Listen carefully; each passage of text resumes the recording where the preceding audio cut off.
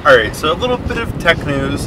Today, iOS4 ships. It still takes a little bit of getting used to say that. iOS4 ships for anybody who currently has an iPhone 3G, an iPhone 3GS, or some of the recent iPod Touches. iOS4 is not available at all to the original iPhone users and the users of some older iPod Touches.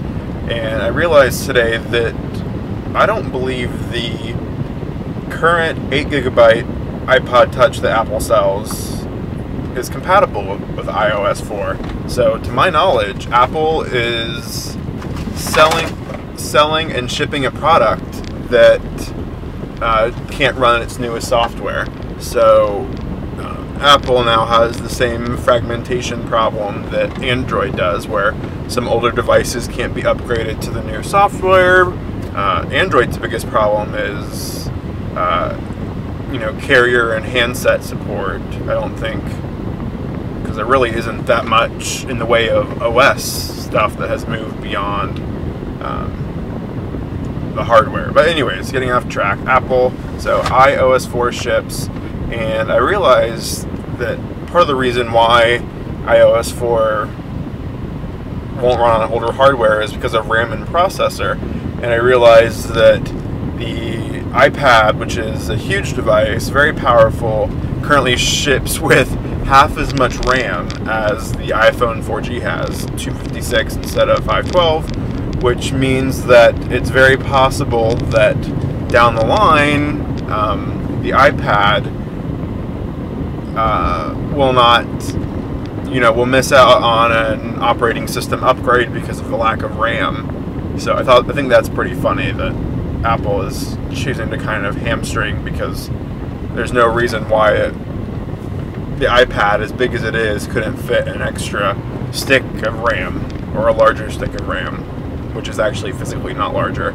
So anyways, random bit of news, iOS 4 is shipping. They also released an update to the iBooks app, so if you have an iPad, you can now look at PDFs.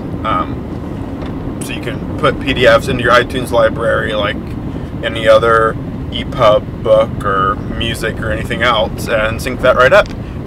One of the problems, though, is that I currently use cloud readers, and that lets me, if I'm hooked onto Wi-Fi with my iPad, I can upload a file via Wi-Fi from my computer. So if I'm out and about and I'm not near my laptop, I can still upload files, which is part of the problem with the iTunes model, is that to really get content on your device, you have to be at your computer, whereas with, say, an Android device or some iPad apps, you can simply do it over Wi-Fi, or with Android, you just mount your computer, transfer the files, unmount it, and voila, I've got music or movies that I got from a different computer. But anyways, off on a tangent, some ebook reader news. The Nook, as reported the last couple days, and as I posted yesterday, Barnes & Noble has made official their Wi-Fi only model for the Nook.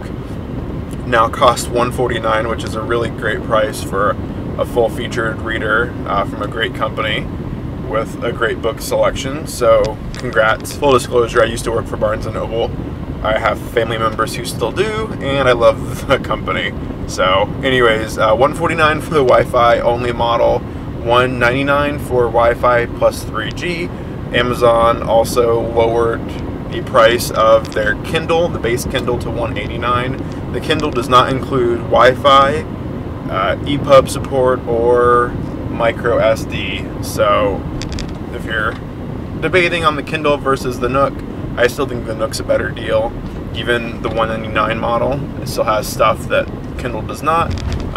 If you're a huge Amazon fan like I am, you may be hesitant to go to Barnes & Noble. But anyways, Nook news, I think that's really much it. iPhones are arriving on Thursday. Some people have already gotten their FedEx shipment notices. As a word to all those people, no matter what FedEx says on their expected arrival date, you will not be getting your phone a day or two early.